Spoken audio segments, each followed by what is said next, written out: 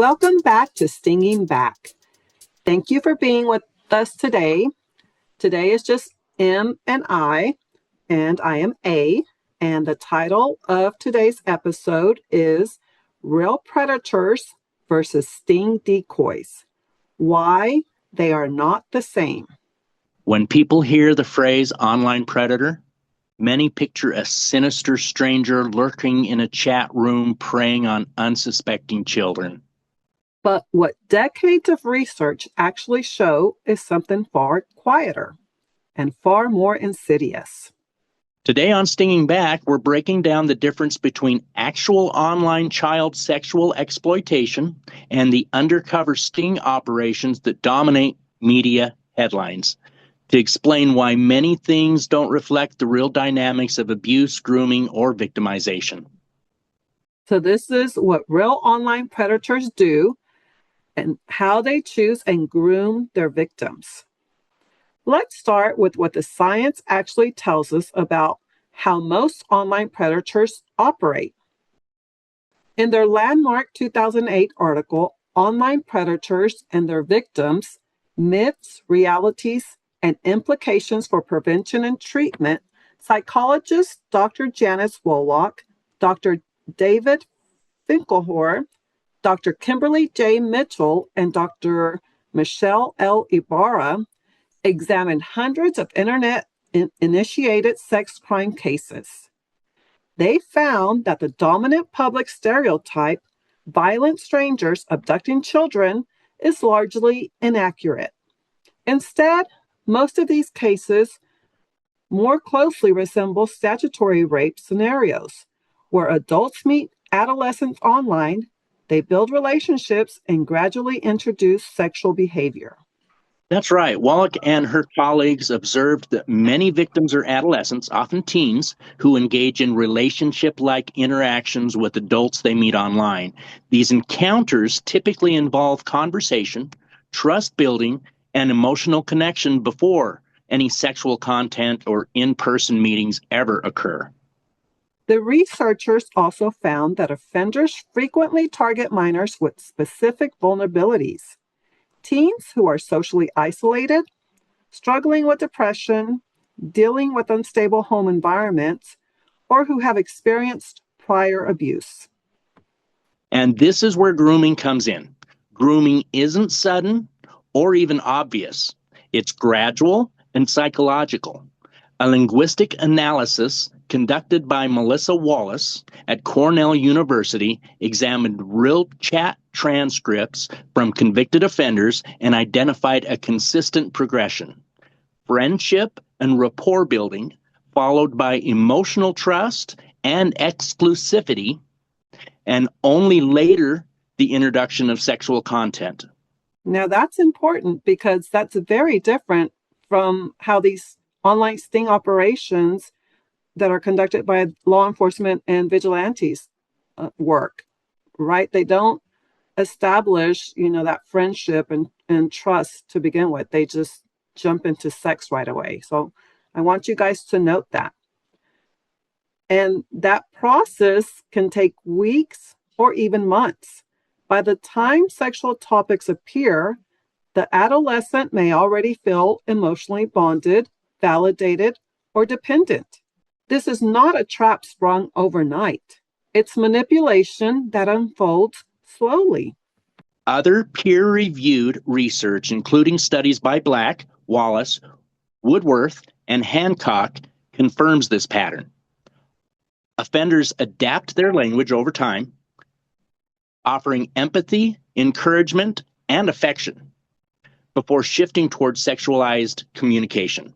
So just like A said a second ago, these stings, they flip it.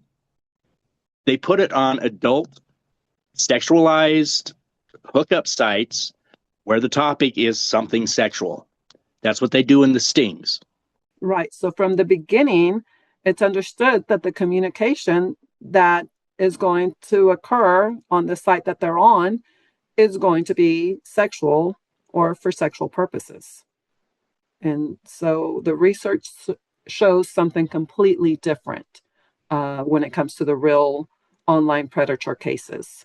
Predators don't choose targets randomly.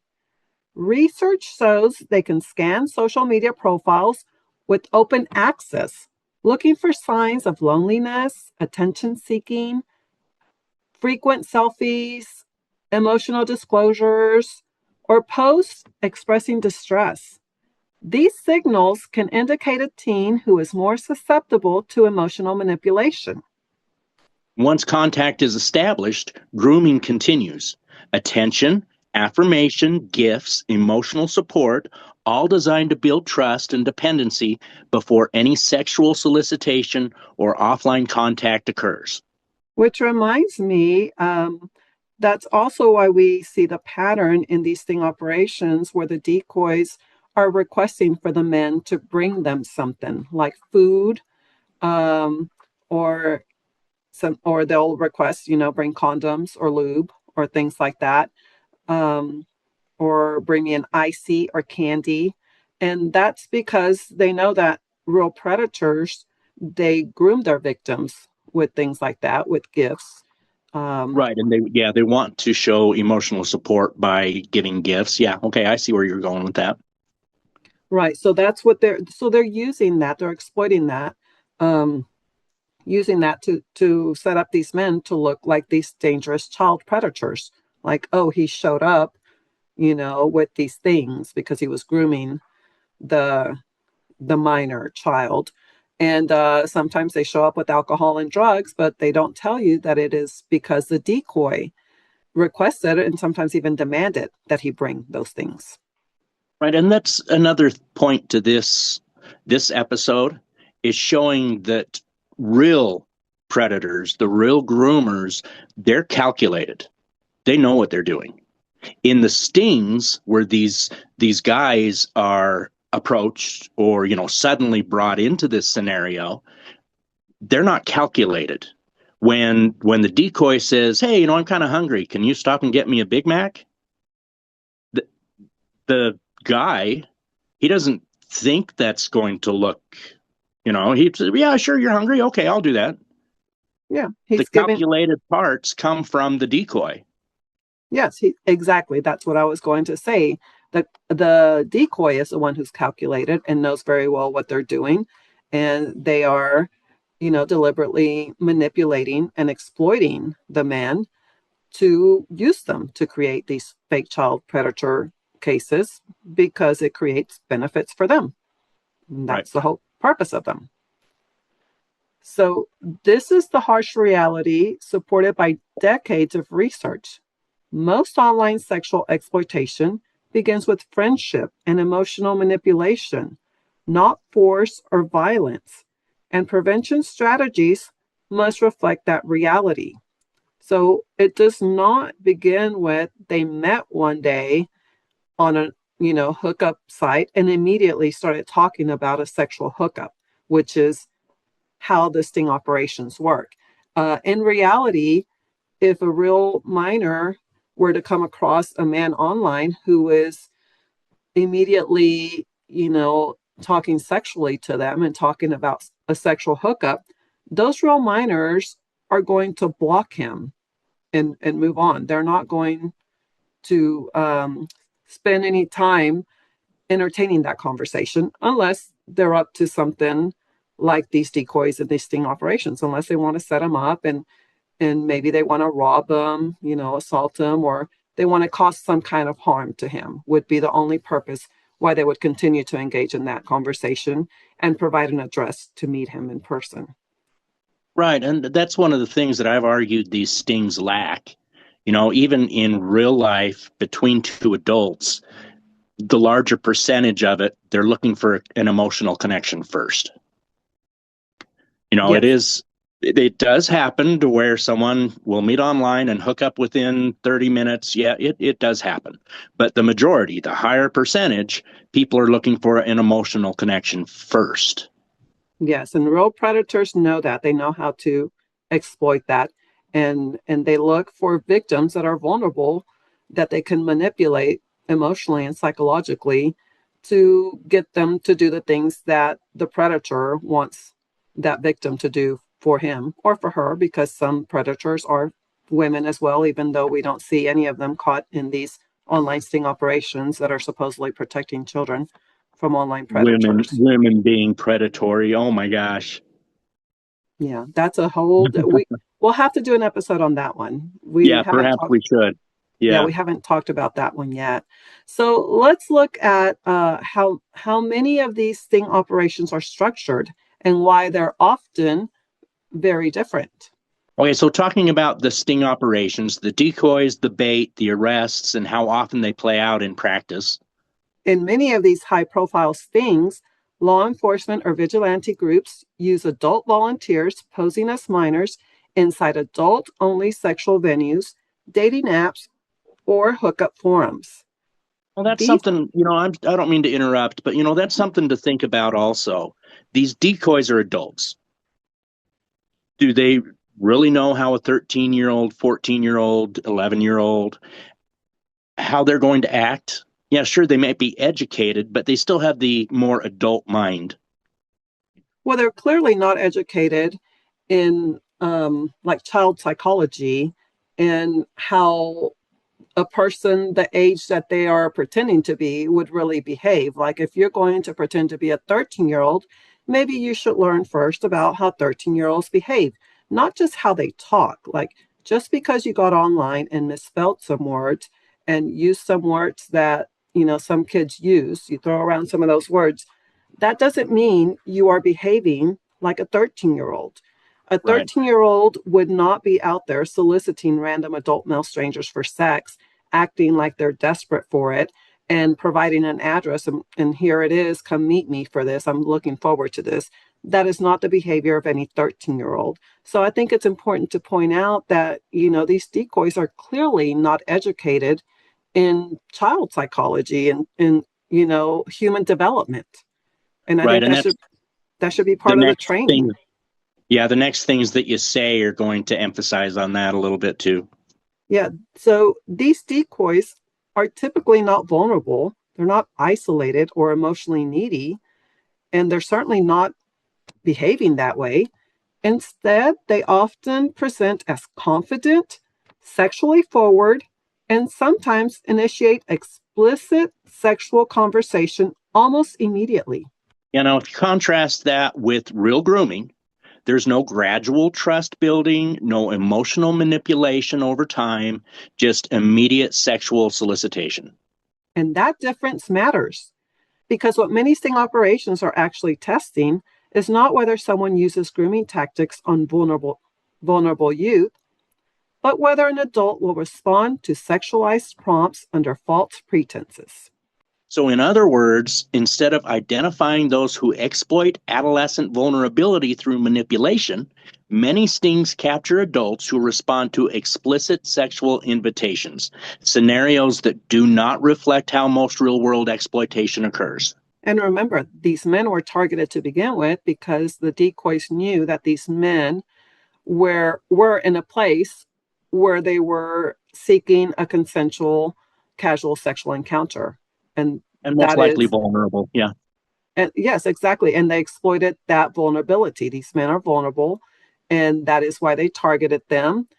And they knew that it would be easy to get sexual conversations from these men because these men typically have sexual scripts that they use on these adult hookup sites when they interact with other consensual adults who are there for the same purpose.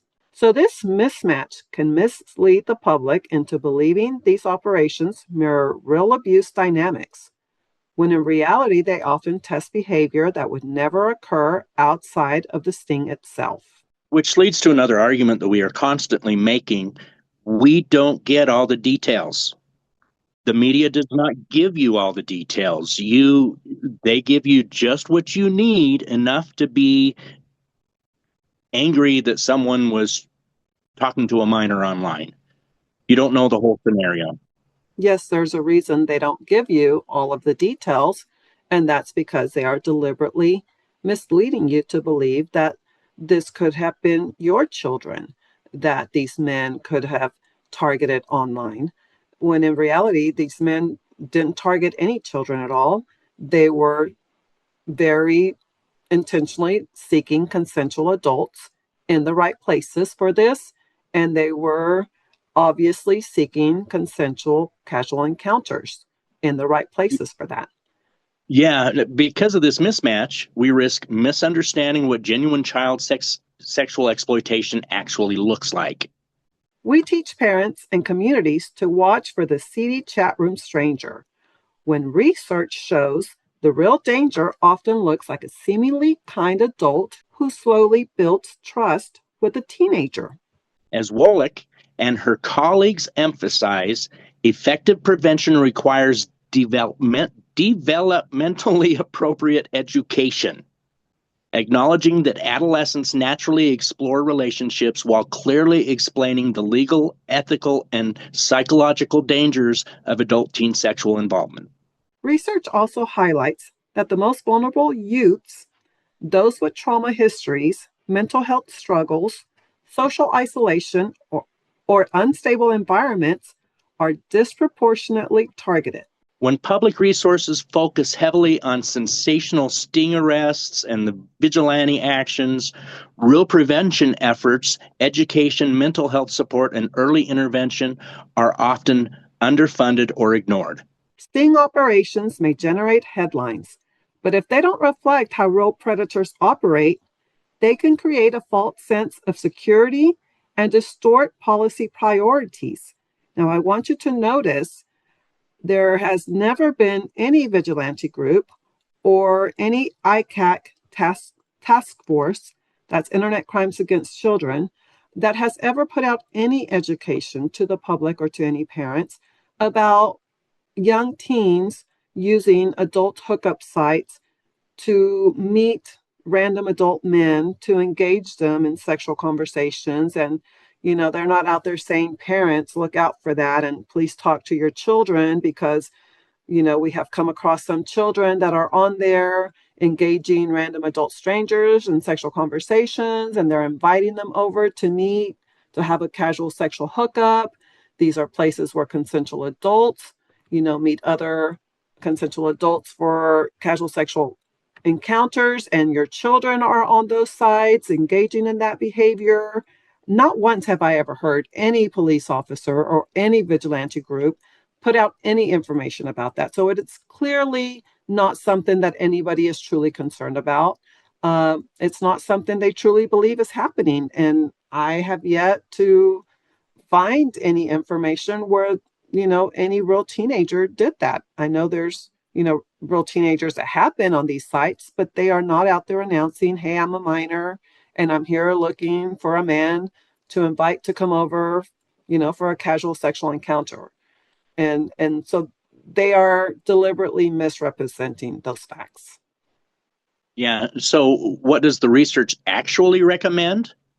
Honest, age appropriate education for teens about boundaries, consent, and the illegality and harm of adult teen sexual relationships. Mental health support and safe spaces for youth experiencing isolation, bullying, trauma, or identity struggles. Often non-fear based communication between parents and teens about online activity and grooming, warning signs, secrecy, sudden intimacy, emotional dependency, responsible media coverage that accurately reflects the realities of grooming instead of sensationalizing sting narratives. And we also need to critically evaluate sting operations themselves, asking whether they identify individuals using real grooming strategies or simply manufacture scenarios that don't reflect real world abuse. Because protecting children means understanding how abuse actually happens, not how we wish it looked. And if they truly cared about protecting real children, that's what they would be following. There is no logical reason for why they should not know this information. And if they don't know this information, then they have no business conducting these sting operations. They need to be educated on, child development or just appropriate human development. And they need to be well trained on how to behave like an actual child who is 13 years old, not claim to be 13 years old and act like more like a 40-year-old cougar, which is basically what they act like, when they conduct these sting operations, which has nothing to do with reality. Em, is there anything else you would like to throw in about this episode? No, I agree with you. I agree with what you just said. I do think we need to do an episode also on, because these sting operations is not always the decoy pretending to be a minor who's desperate to meet, a random adult male stranger to come over and do sexual things with them. Sometimes they do that role play, which is a common role play, like in the adult world of pornography. Do you remember what it's called, Em? I don't. I think it's like something like incest role play, where they play like the daddy little girl role play or the mommy little boy. So some law enforcement has exploited this type of role play by playing the role of I'm the mom and I'm looking for someone to come teach my minor daughter about sex or my minor children about sex. The role play really, in the real role play, they don't say my minor kids. Some of them might, but on public forums like this, it's just not normal to say this. So these people are really going overboard by doing that. But they do present themselves as someone who is role playing. I'm the mother and I've got two daughters. I want you to come over and have fun with us. And they make the men basically believe that this is going to be like about a threesome. And then they get arrested and say they claim that the man solicited a mother, to have access to her minor children for sexual purposes. I once listened to a story about that where a woman was doing that, and she made it very clear that when she connected with these men online on these hookup sites, she never brought up her children. She would let the men bring up children. They would ask her, and that's how she would identify these men who were looking for women with children. They would ask her, "Do you have children?" And then she would start talking about the children, and then she would invite them over. She said it was never discussed online or on the phone what would be done with the children. It was just an understanding that they had that if he asked about children, that was him showing interest in children. And that was likely that's why he was asking about the children. So then she knew to invite him over.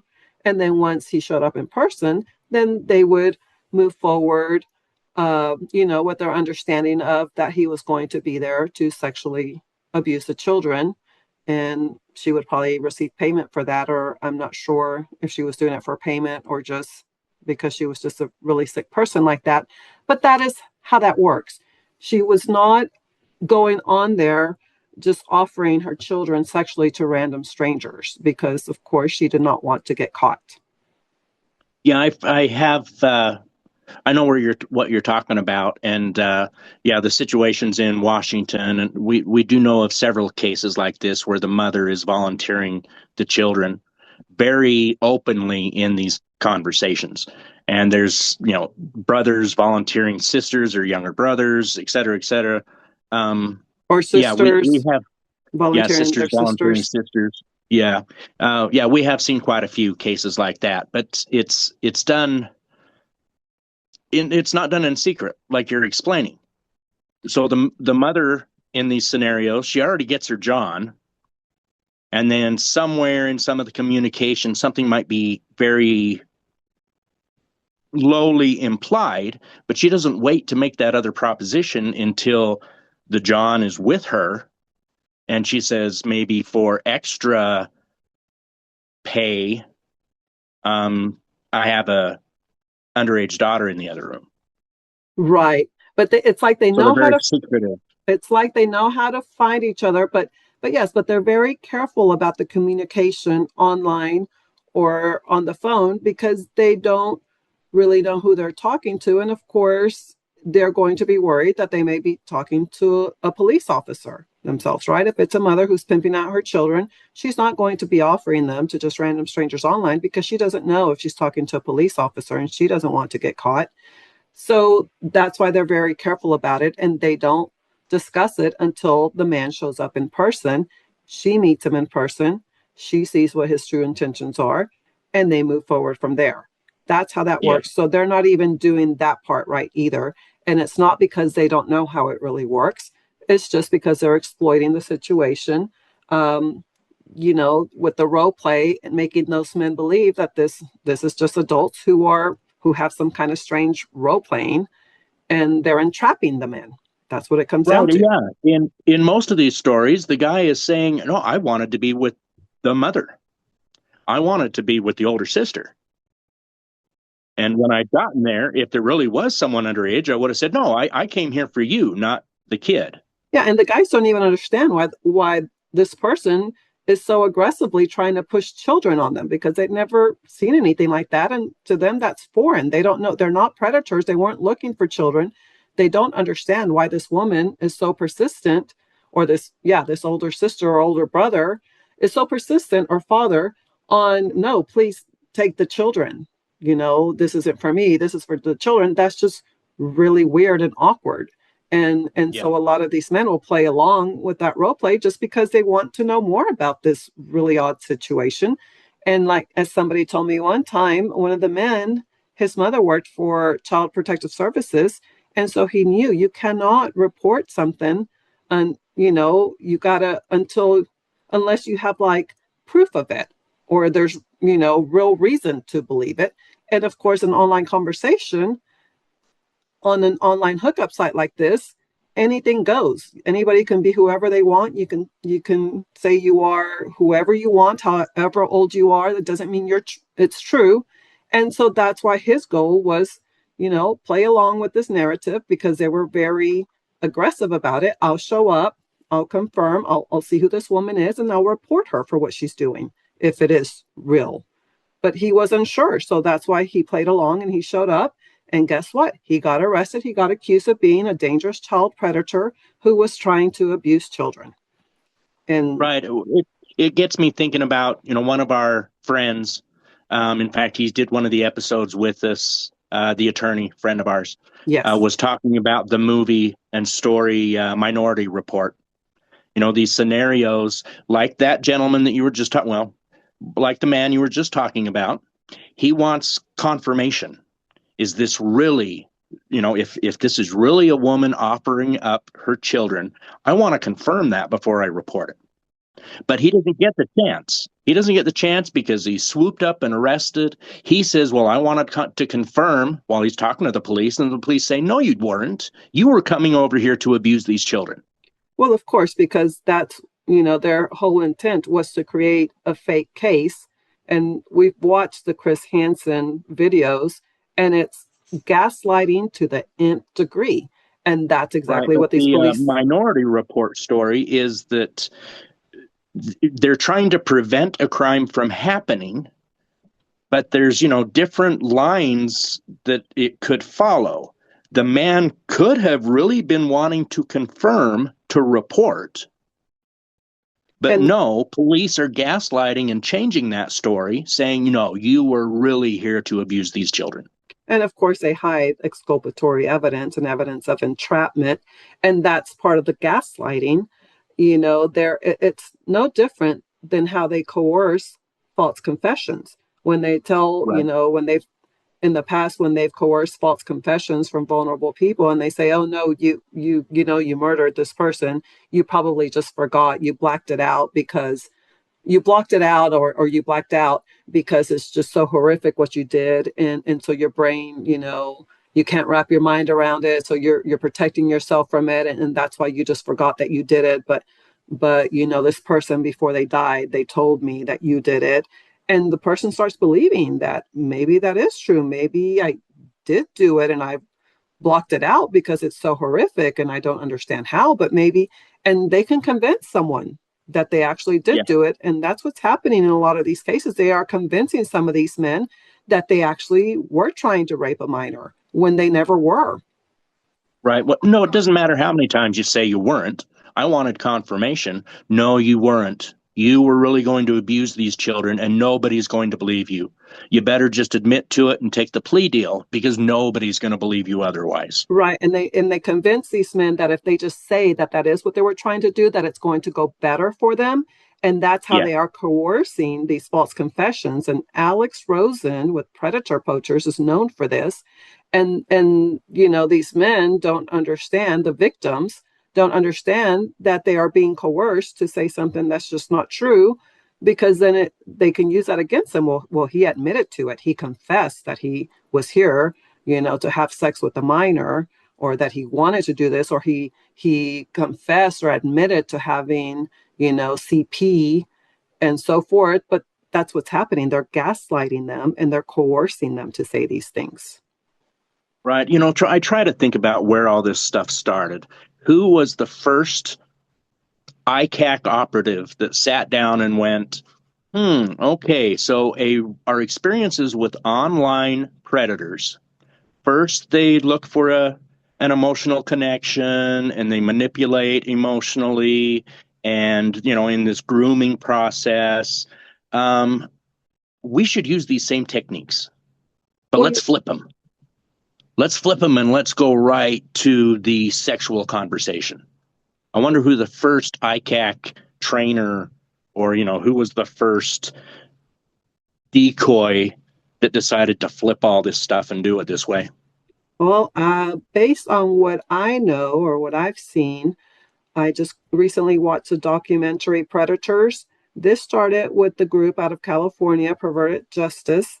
NBC made a deal with them for the Chris Hansen show, To Catch a Predator. And that's who they were working with. And I think that's where it all started. I think they are the first ones who did that, because they might have initially been doing it the right way. And that was back when it was like the AOL chat rooms, where it was adults and minors in the same chat rooms, and you would identify yourself with name and age. And so it was easy to target the minors on there. And I think that is what they were doing to begin with, to catch real predators. But then once it became about a TV show and ratings and money, they had, there's just not enough predators out there to maintain a TV show and to keep the money flowing. And so that's why then they started entrapping the men. And That makes sense. that's where it started. And then some law enforcement, of course, had a problem with it, and because they knew it was unethical and it was wrong, and this was not about true child protection. And so some were speaking out about that. But then because there's so much money involved, then they were, my guess is that they were able to convince some of them, like, hey, there's big money in this. If we could just play this off, or you know um, lie or gaslight some of the good ones that would never do this, convince them that we are saving and protecting children. And that's how then it infiltrated our ICAC program. And then I think Tim Ballard with OUR had a big role in spreading it more widely when he Yeah. teamed up with Carlos Rodriguez in Washington for the Net Nanny Sting operations. And then they started the ICAC conferences in Washington in 2015, where they were bringing in law enforcement, task forces and prosecutors and other professionals to those ICAC conferences that OUR was a part of, Operation Underground Railroad. And if you don't know about Tim Ballard yet, look him up. And so I think that's how it spread. And it's about money. It's not true child protection. Yeah, it's all about money and fame. Yep, that's it. Yeah. It's money and power. And it needs to be fixed. Their behaviors, what they're doing is they're encouraging real criminal behavior, and they're protecting that. And it needs to change. I think I say these sting operations, these cases, they all need to be thoroughly investigated, examined, and it needs to stop. And the men, who truly are innocent, they need to be cleared, and they need to be compensated for what they have been put through, because this is just wrong. And these people who have done this, they need to be held accountable for what they have done, because they have created so much harm. They've misused our legal system, and they have misused millions and billions of our tax dollars on this scam. And it needs to And made a stop. lot of made a lot of dishonest rich people out there, Yep. or richer. Yeah. Okay, so that wraps up this episode. We hope this episode helps viewers clearly distinguish between real sexual exploitation dynamics and stings that manufacture the scenario. If you care about protecting children or about fair justice, demand nuanced reporting, evidence-based prevention, and honest public discussions. Thanks for watching Stinging Back. Stay informed, stay critical, and stay safe. And keep stinging back. We mentioned Tim Ballard. Someone that we commonly watch is Cara Burrell. It's Burrell, and her first name is Carah. I think, is that right? That's right. And Ryan Fisher. They cover a lot of what's been going on with Tim Ballard and OUR, Operation Underground Railroad. So check that out. It's a YouTube podcast. It's called Timmy Did What? Timmy Did What? And he did what? What did Timmy do again? Of course, ICAC Unpacked, our friend Norm. Check out the Uncage Us on Facebook. And hey, keep stinging back. Tune in soon for more episodes.